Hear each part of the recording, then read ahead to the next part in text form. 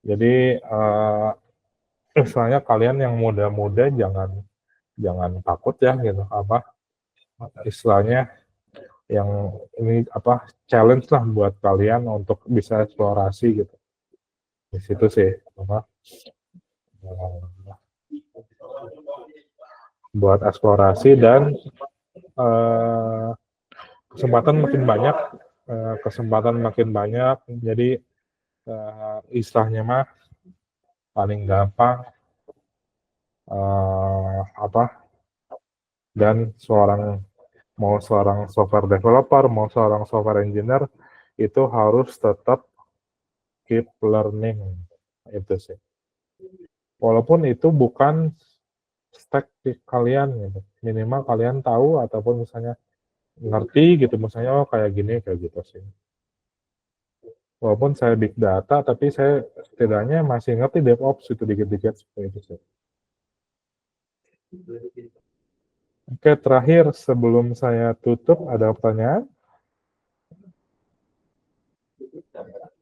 Jadi saya harap kalian bisa menyerapnya ya nanti di kelas platform engineering, nanti lanjut di kelas big data, mungkin ketemu sama saya lagi dan trainer yang lain. Gitu. Oke, kalau misalnya kalian anggap materi sudah aman semua, ketik huruf F ya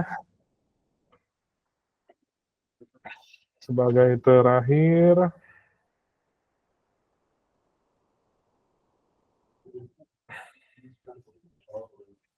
Oke, saya mau tahu nih gitu apa. Ini kan saya pun sambil belajar ya, gitu kan dulu kaku ya kalau untuk ngasih trainer mau ke mahasiswa, mau misalnya ngasih trainer ke ke klien gitu.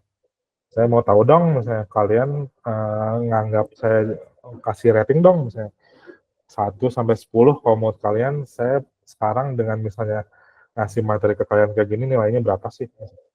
Kasih dong di komentar.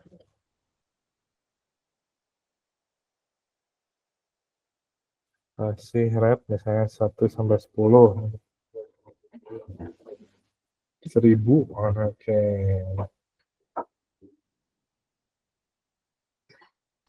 Berdasarkan tingkat pemahamannya ya, misalnya boleh kasih komentar kenapa kasih 1000 misalnya Kang Maximus misalnya. Boleh kasih alasannya atau yang lain mangga. Karena jadi bisa pakai Docker. Soalnya dari kemarin tuh saya pengen nyoba-nyoba Docker cuman nggak ngerti gitu. Oh, oke. Mangga Kang. Okay.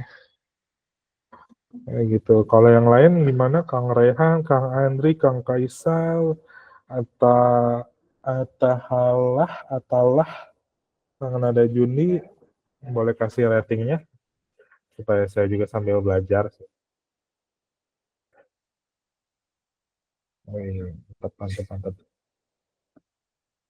Oke, sip ya.